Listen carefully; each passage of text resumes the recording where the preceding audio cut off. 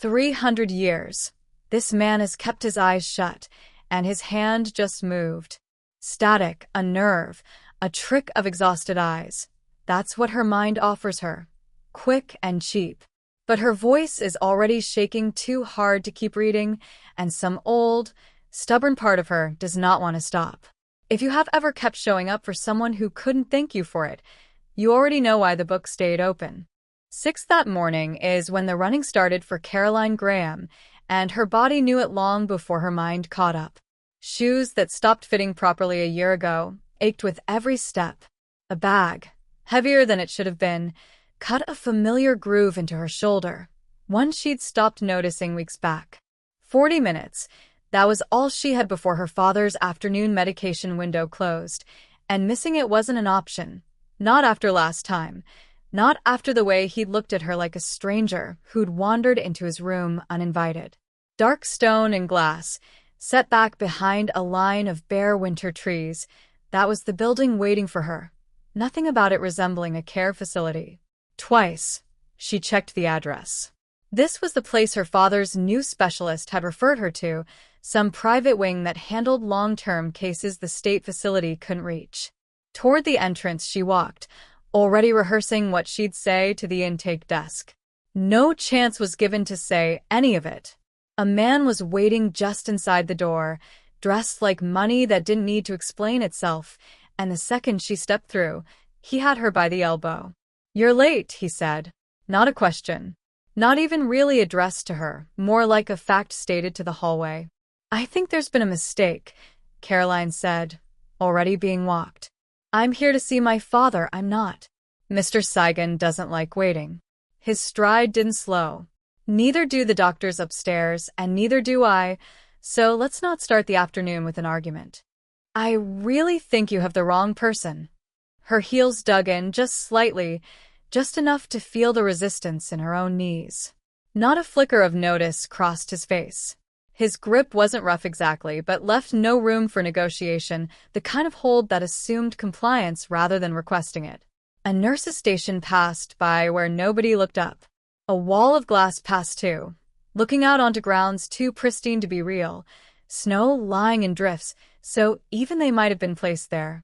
Thinner, the air became the further they went, scrubbed clean of every smell except antiseptic and something colder underneath, like the inside of a refrigerator that had never held food. "My name is Caroline Graham." She tried again, quieter now, some animal instinct in her having started reading the room instead of fighting it. "I'm a teacher. I work with kids with special needs." I don't know who hired a reader, but it wasn't Antonio Friedrich.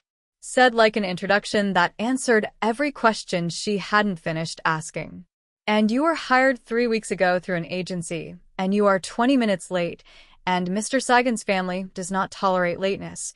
So whatever confusion you think you're having, I'd suggest you have it after you've done the job you're being paid an obscene amount of money for." Her mouth opened to correct him again. Closed instead. A number had been living in her head for months, the one her father's facility quoted every time she called to ask about the next tier of care, the number sitting between her and a room with better nurses and a bed that didn't smell faintly of bleach no matter how often it got cleaned. Her father's hands came to mind, how thin they'd gotten, how last Tuesday he'd asked her, gently, politely, like she was a kind stranger, whether she knew where his daughter was. Antonio kept walking. She let him. Heavy and dark, the door at the room they stopped at belonged to a different century entirely. One knock, out of habit rather than expectation of an answer, and Antonio pushed it open. Cold hit her first. Not uncomfortable, just present, the room seeming to keep its own weather. Warm light followed, low despite the machinery lining the walls, monitors glowing soft green and blue, their quiet rhythm the only sound besides her own breathing. Then the bed. A man lay there, dark hair against a white pillow, still in the particular way that made her stomach drop before her mind supplied the word for it. Not sleeping. Suspended. None of the slackness she'd braced for showed in his face. If anything, it looked like restraint, like a held breath that had gone on for years. 300 years, Antonio said, without any particular warmth, like reading off a chart. Give or take. The doctors upstairs have theories. None of them have results. Your job is simple. You read to him. You talk to him. Family believes engagement therapy has value, whether the neurosurgeons agree with that or not. You'll find books already provided on the shelf. Politeness more than interest sent her eyes to the shelf, rows of leather spines, titles she didn't recognize. Her hand, without asking permission from the rest of her, went to her own bag instead. I have my own book, she said quietly. A glance came her way, the look of a man who'd forgotten she could speak without being told to. Doesn't matter what you read. Just don't stop early. 2 hours minimum per the contract.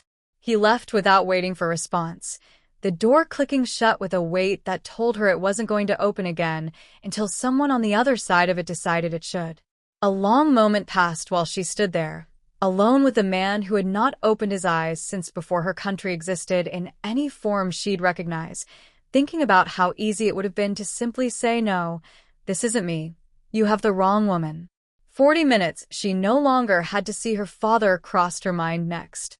Then the specific ache behind her sternum that came from being needed by someone and being unable to help. She sat down anyway. Better than any chair she'd sat in all year, this one was, and she hated how much that mattered to her. Worn at the corners, spine cracked from being opened and closed 100 times in 100 rooms just like this one. The book she pulled from her bag had a title she knew by heart. It Starts With Us. Her father heard it on the good days. A boy in her classroom heard it too, one who could only regulate himself when someone's voice moved in a steady rhythm nearby. Never once, in all the time she'd opened it, had she expected it to matter to anyone who could actually hear the ending. The man in the bed drew her eyes. His chest rose and fell in the mechanical hush of the ventilator, patient in a way nothing living had any right to be. I don't know if you can hear this, she said, and her voice sounded strange in the room, too soft for the machines, too loud for the silence beneath them. But I'm going to read anyway. Not because they're paying me, because it's what I do when I don't know what else to do. Page 1, and she began. By the 3rd chapter, performing for the machines had stopped, replaced by the way she read at her father's bedside, unguarded, a little raw, telling a stranger without meaning to that she was tired in a way sleep didn't fix, that she was afraid of the version of her father waiting for her at home, that some nights she said thank you out loud to an empty apartment just to remember what gratitude sounded like in her own voice. Not yet did she notice that his fingers had curled, just slightly, against the sheet. Not for him. That's what Caroline told herself she was coming back for. The money, plain and simple. That reasoning got repeated the whole drive back to the estate, the kind of number that could buy her father 6 more months in a room where the nurses actually looked at him when they spoke. Out loud once in the car, just to hear how convincing it sounded. Convincing wasn't the word for it. It sounded like something said to drown out the part of her that had thought about him more than once since Tuesday, the part that had lain awake replaying the exact angle of his hand on the sheet. Antonio met her at the door again, though this time his hand stayed off her elbow. A problem he hadn't decided whether to solve or ignore. That's how he looked at her. You're early, he said, and it wasn't a compliment. I like to be thorough, Caroline said, and walked past him before he could decide that was worth an argument. Unchanged, the room greeted her, low light, the soft green pulse of the monitors, cold with its own particular weight, like standing near an open freezer that never quite closes. Unchanged, too, the man, dark hair against white linen, chest rising and falling in that patient, mechanical rhythm. Clinical, distant. A job. That's how she made herself look at him, the way she'd look at any patient. For seconds, that lasted. She sat down. The chair remembered her, or she remembered the chair, some small comfort in the shape of it against her spine. Held for a moment without opening, the book sat in her lap while she looked at the cracked spine, the corner she'd folded down 100 times. I told myself I wasn't going to talk to you again, she said. Just read. Professional. In and out. Open anyway, the book went. Easier the second time. That's how the reading came. Faster. Her voice found its rhythm, dipping and rising the way it did with her students when a story needed to carry a feeling instead of just words. The machine stopped registering. The cold stopped registering. Somewhere around the 40th page, brief and complete, she forgot that anyone but the two of them existed in the world, and that was the moment a nurse walked in to check his lines and stopped dead in the doorway. She looked up. Not at her was the nurse looking. The monitor mounted above the bed held her attention instead, mouth slightly open, hand still resting on the door frame like she'd forgotten why she'd reached for it. "What?" Caroline said, and her voice came out smaller than she meant it to. "Nothing." Fast between the screen and the bed and Caroline's face, the nurse's eyes moved, cataloging something she clearly wasn't ready to say out loud. "Keep reading." "Keep reading," Caroline repeated flat, because that wasn't an answer. That was a woman changing the subject with a command dressed up as one. No explanation came. Not quite steady, the nurse's hands checked the lines, one more glance going to the monitor before she left fast enough that her shoes squeaked against the floor. Very still, Caroline sat. Nothing about him had changed, not that she could see. The same stillness, the same suspended breath held for 3 centuries. Something in the room had, though. Felt the way you feel a change in air pressure before a storm, some pressure behind her ears that hadn't been there a minute ago. Not right away did she go back to the book. Talking instead, quieter now, the words came out before she decided to let them. "My dad used to read to me," she said. "Every night. Different voice for every character, even the ones that didn't need one. I used to think he just liked doing voices. I understand it now. It wasn't about the voices. It was about being in the room with someone you loved and having a reason to stay a little longer." The edge of the page traced under her thumb, not turning. "He doesn't remember that anymore. Some days he doesn't remember me either. I keep reading to him because I don't know what else to give him that he can still receive. And I think some sick part of me came back here today because for 2 hours, with you, nobody's forgetting anything. You're just here, waiting. And I don't know why that feels better than it should." Not empty. The silence that followed.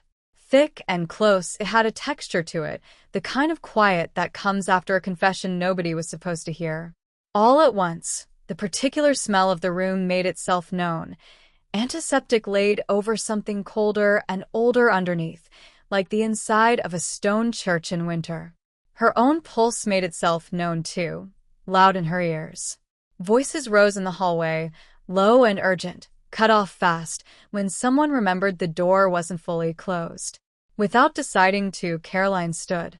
To the door she crossed, opening it before she could talk herself out of it. A few feet away, Antonio was standing with 2 men in white coats she hadn't seen before, and all 3 of them stopped talking the second they saw her. Older, with reading glasses pushed up into gray hair, one of the men held a tablet angled toward the others, his finger frozen midpoint at something on the screen. "Is something wrong?" Caroline said. Not right away did anyone answer. A look passed from the older man to Antonio. Some value he hadn't accounted for. That's what Antonio seemed to be recalculating about her. "Miss Graham." Careful, like each word cost him something, the older man finally spoke. "How long have you been reading to him today?" "About an hour," she said. "Why?" The tablet turned, just slightly, not enough to show her anything, but enough that she caught the shape of a graph on the screen, a line that wasn't flat. "Because for the first time in 3 years," he said, "his brain is doing something we can measure." Very quiet, the hallway went. Not literally, but close enough that a hand went against the door frame to steady herself, the floor seeming to tilt beneath her. And in that stillness, with 3 strangers staring at her like she'd done something she didn't understand yet, one thought arrived clean and whole and terrifying. No imagining had been involved. The hand. The change in the room. He'd heard her. If something in that has settled in your chest, stay a while. What she finds out next isn't the kind of thing you'll want to have missed the ending of. heavy in Caroline's chest. The word waiting sat there the whole drive to her father's facility, refusing to settle into anything she could name. Nothing had been told to the doctors about what she felt standing in that hallway. Nothing had been told to Antonio either. Simply a nod, a promise to come back tomorrow, and then her car, keys not quite steady in her hands. No sleep had come. All night, the numbers on the tablet screen ran through her mind, the shape of that line that wasn't flat, and every time her eyes closed, his hand appeared instead, curled slightly against white cotton, and whether she was imagining the memory or reliving it, she couldn't say. Lemon cleaner laid over something the cleaner couldn't fully reach. That was always the smell of her father's room. Twice, she complained about that smell to the front desk and nothing had changed. Complaining stopped after a while. Some things you just carry. By the window he was sitting when she came in, hands folded in his lap, watching the parking lot like it might do something interesting. Big, always, broad through the shoulders, the kind of father who filled a doorway. That's who he'd been. Smaller. He looked every week now like something was being poured out of him a little at a time and nobody could find where it was going. Hi, Dad. Light. She kept her voice. That much, at least, she'd learned, how to keep the fear out of her voice even when it was sitting right behind her teeth. His head turned. The way you'd look at someone standing too close to you on a train, that's how he looked at her. Polite. Distant. Working something out that wasn't quite landing. Are you the one who does the crossword? He said. Across from him, Caroline sat down.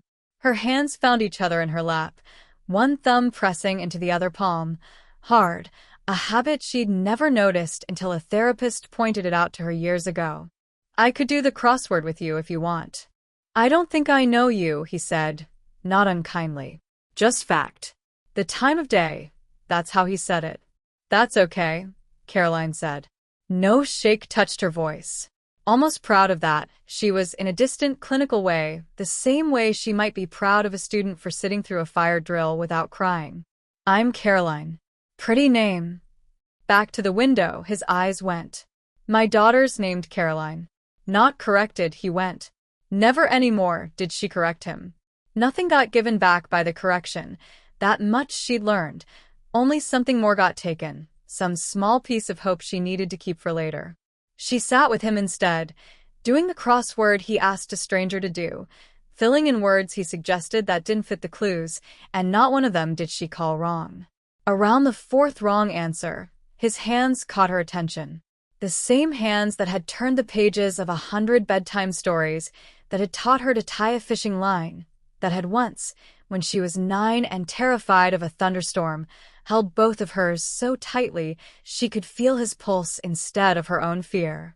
Careful and absent, the motion of those hands folding a crossword square, like folding a napkin at a restaurant they didn't recognize. No tears came.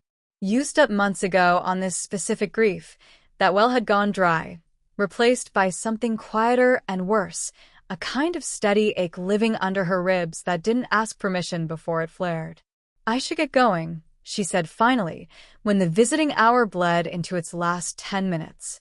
I'll come back soon. That's nice of you, her father said, and smiled at her the way you smile at someone doing you a kindness you didn't ask for. 11 minutes.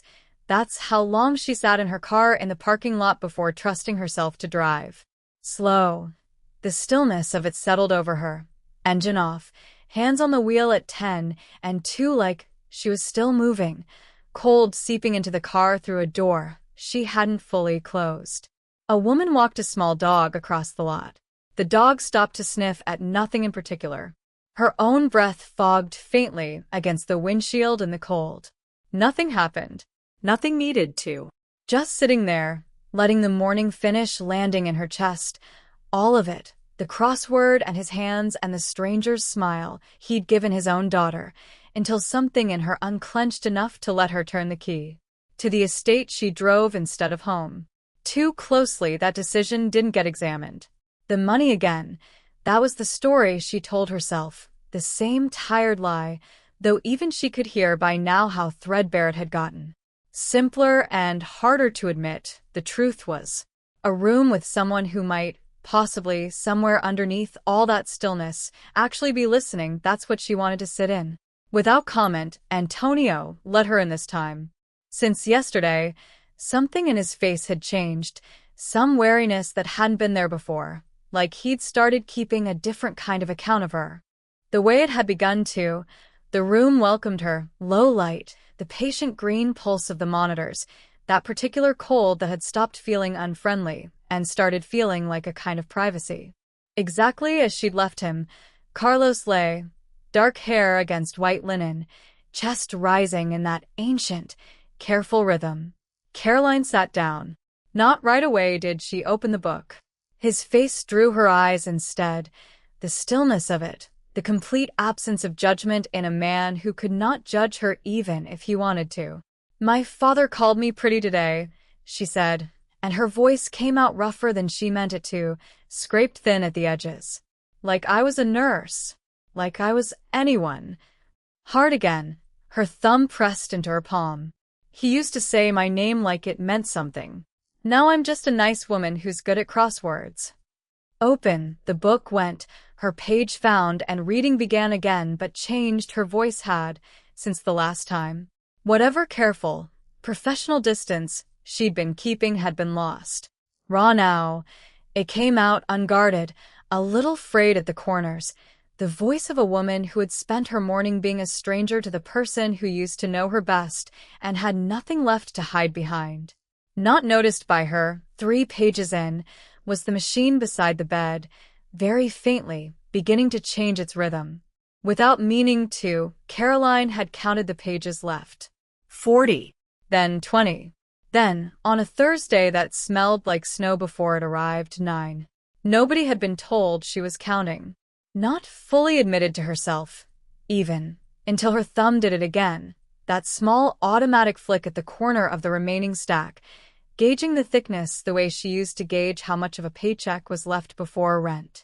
Not the story anymore. That was what scared her. The ending of it. That's what scared her. What came after the last sentence, when nothing was left in her bag but silence and a man who still hadn't opened his eyes. Slower, she read that day. Not on purpose, not at first. Noticed only after it started happening.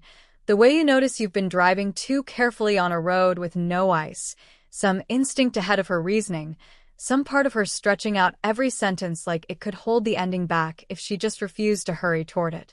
Steady, unbothered, indifferent to the fact that she was rationing a book like it was the last full tank of gas before a long winter, the monitors kept their rhythm beside her. Stopped needing the nurse's reaction. She had, to know something was different in this room now. Herself, she could feel it, some current running under the surface of the quiet, present even when nothing on the screens moved. The second to last chapter arrived, and she made herself stop. "I could read slower," she said to him, and her voice came out smaller than she meant it to, almost embarrassed at itself. "I could stretch this out another week if I wanted to. Read half a page and call it a day." Her own hands drew her eyes, the way they'd gone still on the cover of the book. That's a stupid thing to admit out loud. Reading resumed anyway, at her normal pace this time, because slowing down for her own comfort felt like something her father would have called cheating, and some habits didn't leave just because the person who taught them to her had. Waiting for her in the hallway, 2 hours later, her voice worn thin at the edges, was Antonio. Not alone, he stood. The same gray suits as before stood a little behind him, 2 men not looking at her directly, the way people avoid eye contact right before they deliver something they've rehearsed. "Miss Graham." Lost the sharpness it carried the first day, his voice had. Replaced by something more careful, and somehow that was worse. A word. Her stomach dropped before he said anything else. That tone, she knew it. Versions of it. She'd heard from doctors, from insurance representatives, from the woman at her father's facility who always started with "your father's care team wanted me to discuss" before delivering something that gutted her by the 3rd sentence. The activity readings, Antonio said, plateaued 11 days ago. "Nothing," Caroline said. Faintly, the hallway light hummed above them. One of those sounds you never notice until a silence makes room for it. The family authorized this program on the expectation of measurable progress. Sustained progress. Not a single spike followed by 11 days of nothing. Over her face, his eyes moved like he was checking for a reaction he'd already decided he wouldn't like. They're asking whether continued engagement therapy is worth the resources it's costing them. He responded, Caroline said. An edge touched her voice now, something she hadn't planned. You saw the readings yourself. That wasn't nothing.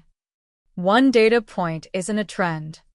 For the first time, one of the men behind Antonio spoke, mild, clinical, the voice of someone delivering bad news as though it were weather. We need to see this repeated. Escalating. If the readings remain flat through the end of the month, the family will discuss alternative care. Alternative care. Exactly what that phrase was built to hide, Caroline knew. He's listening, she said, and hated how much it sounded like pleading. I don't have proof the way you want it, but I know what I felt in that room. Feelings aren't billable outcomes, Miss Graham. Quiet now, almost gentle, Antonio's voice had gone, which somehow cut deeper than sharpness would have. I'm not saying this to be cruel. I'm saying it because you should know where you stand before you get any more invested in an outcome none of us can promise. No answer came from her. Nothing she could say would have changed what he'd just told her, and enough of her life had been spent learning which battles were worth the breath. Home. She drove to instead of straight to her father's, sitting in her apartment with the last chapter and a half of the book open on her kitchen table, untouched, the porch light outside throwing a thin orange line across the page. No other lights got turned on. In that half-dark, she sat and looked at the remaining pages like they were something she owed a debt to, something that would come due whether or not she was ready to pay it. Her father crossed her mind, who no longer knew her name, and Carlos too, who might never know it at all, and the specific, private cruelty of loving two men in the same season who could not, in their different ways, love her back the way she needed. How she'd built her entire life around being useful to people who couldn't thank her for it crossed her mind as well, and how nobody had ever asked her what happened to her when the last page ran out. Back, she went the next afternoon anyway. Always did she. 11 minutes, the final chapter took. She knew because she watched the clock the whole time, some morbid compulsion she couldn't stop, counting down her own, ending like a woman standing at the edge of something she hadn't decided whether to jump into. The last line read, "The book closed." A small, final sound, the cover made against her palm, softer than she expected, and somehow that was the part that undid her. Shut in her lap, the book sat, nothing left to read to him. Unchanged, the monitors kept their patient rhythm, indifferent, exactly the same as the day she'd walked in a stranger. No spike. No flicker. Nothing to bring back to Antonio and his men in gray suits waiting for a number that would justify keeping her here. Still and unreachable in the low light, Carlos's face held her eyes, and the particular ache of having given everything a story had to offer, finding out in the silence after that it might not have been enough, settled into her chest. A long time passed with a closed book in her lap before Caroline stood up. Nobody came to move her along. No nurse checked lines. No doctor appeared with a tablet and careful words. Simply held her the way it always had, the room, unbothered, patient, the machines keeping their same steady time regardless of what she'd just lost. Rather than rushing out of it, she let herself sit inside that stillness, her own breathing slowing to match the mechanical rhythm beside her, and somewhere in that long quiet a decision arrived that she hadn't consciously made. Not finished, she was. No sense did it make. Nothing she could point to, no data, no spike on a graph, nothing she could carry back to Antonio and his men in gray suits to buy herself another week. A closed book and a man who hadn't moved, that's what she had, and a deadline hanging over her like weather she couldn't see yet but could feel pressing on her joints. Still, some old and stubborn part of her, the same part that had sat beside her father through 100 appointments that led nowhere, refused to accept that the story was over just because the pages had run out. The second book crossed her mind, sitting on her nightstand at home. Years ago, on the day it released, she'd bought it, staying up half a night finishing it, crying the specific kind of tears that come from an ending that costs the characters everything to earn.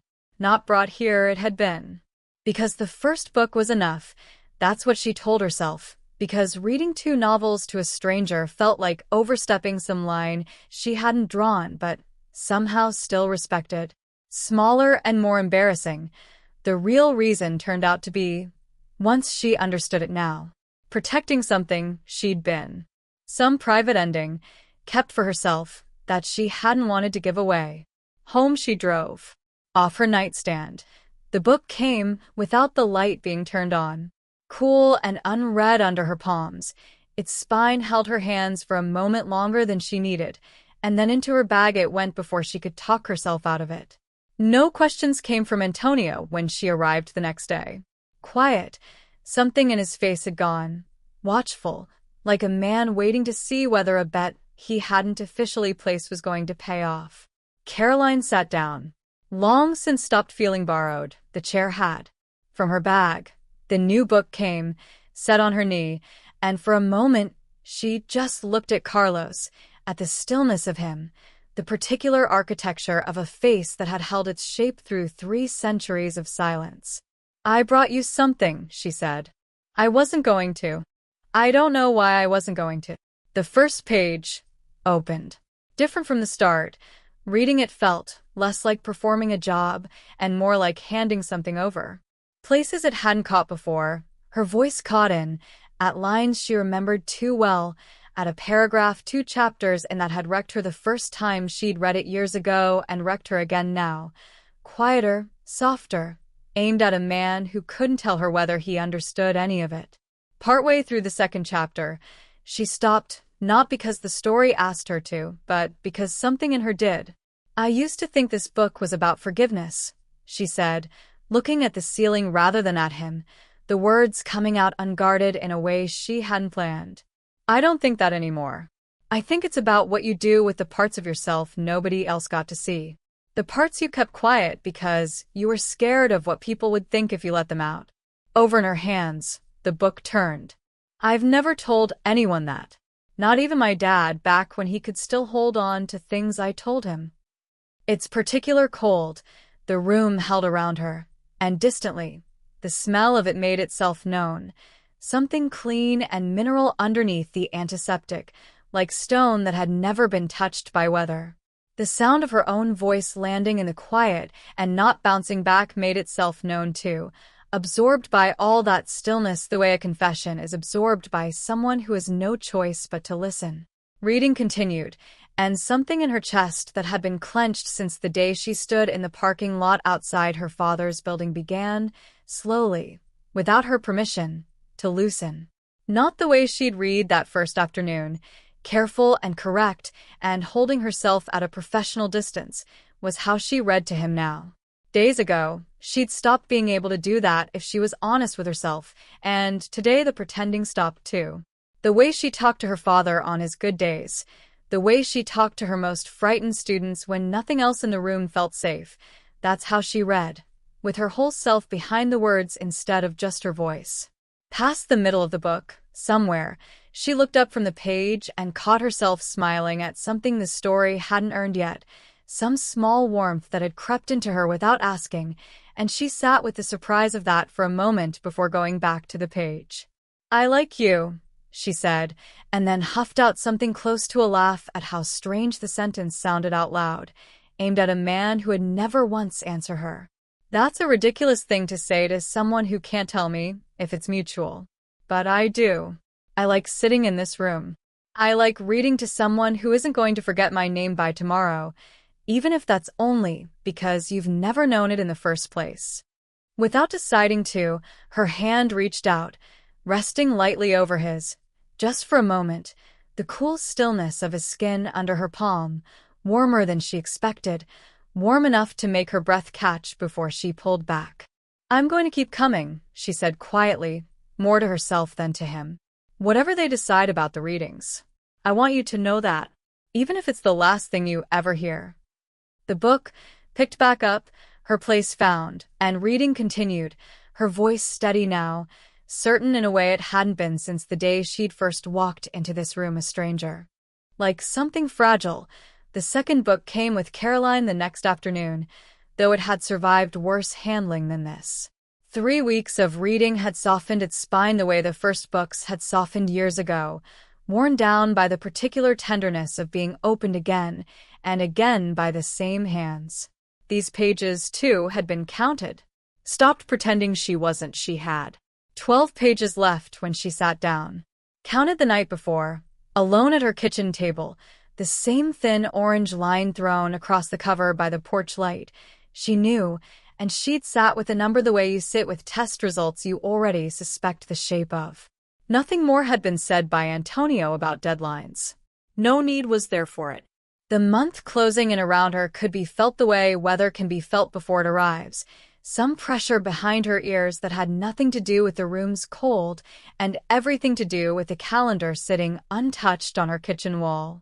Her page opened, and reading began.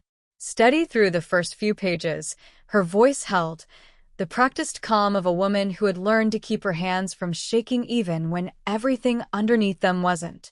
Closing in on its own ending now, the story was the two people in it circling the last hard truths they owed each other, and something in Caroline's chest tightened to match it, page by page, like her own grief had found a rhythm to walk beside.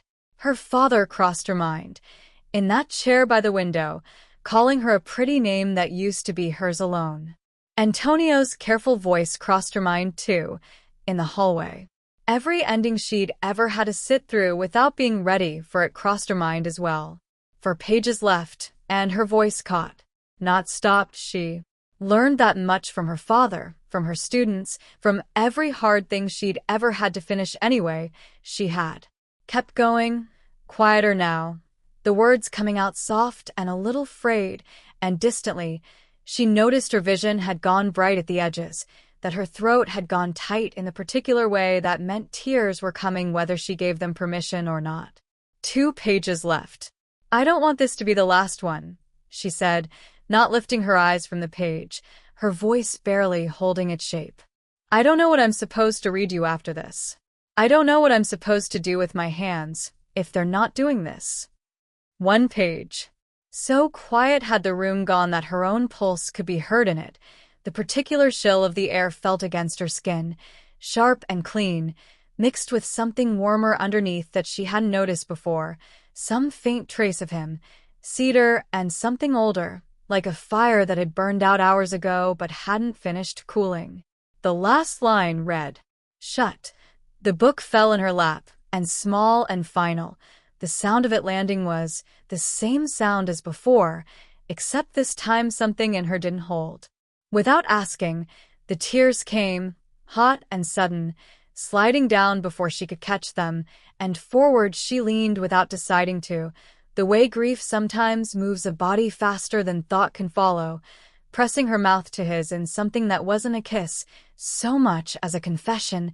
She didn't have the words left to speak. Against his cheek, one of her tears landed. The machine changed its sound. Not the small, uncertain shift she'd learned to listen for over these 3 weeks. Violent, urgent. This was a spike dragging every green line on the screen into motion at once, and beneath her mouth, before she understood it, she felt it, warmth answering warmth, his lips moving against hers with the confused, desperate motion of a man remembering how his own body worked. So fast did Caroline pull back that she nearly fell out of the chair. His eyes were open, not clouded, not vacant.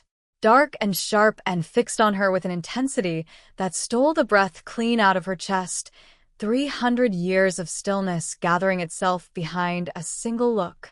Noise filled the room after that, nurses and doctors crowding in fast, voices overlapping, hands checking lines and pupils and pulse, and gently, Caroline was pushed back against the wall to make room for all of it, her own hands pressed over her mouth, her whole body shaking with something too large to name.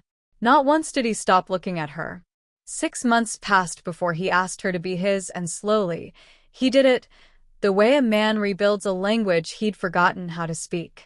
What 300 years of silence had actually held, he told her in that time.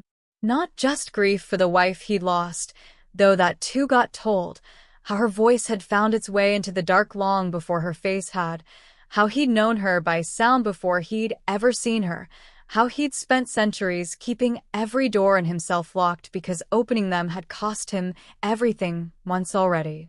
Done keeping them locked, he told her he was. Within the month, her father was moved to a private room with windows that caught the morning light, cared for by people Carlos had personally chosen, and most afternoons, Caroline sat with him the way she always had, reading him pages he no longer recognized but still seemed to settle into, some old comfort surviving even where memory couldn't. On a quiet Sunday in early spring, he passed, her hand in his, and no fear touched it. None of the decline she'd braced herself for over years of watching him disappear by inches. The way you hope the people you love get to go, that's how he went, unafraid, unhurried, at peace. Fully, Caroline grieved him. She let herself. But a strange and steady warmth sat beside that grief now, something that had never been there in all her years of loving him, the simple, previously unimaginable comfort of not carrying it alone. Still, a shelf of books sits by their bed, worn ones, the kind that get opened again and again. Sometimes now, Carlos reads to her, his voice low and certain in the dark, and she lies there and lets herself be read to, finally, after a lifetime spent doing the reading for everyone else. Other rooms exist, like the one she once walked into by mistake. Other women, somewhere in this world, sit beside people who might never wake, giving away their voices and hoping it's enough. Not all of them get an ending like this one. Better than most, Caroline knows that. Hers, she holds on to anyway. There are others out there who understand exactly what it costs to keep showing up for someone who can't thank you for it yet. If this found something in you tonight, you already know where the rest of them are waiting.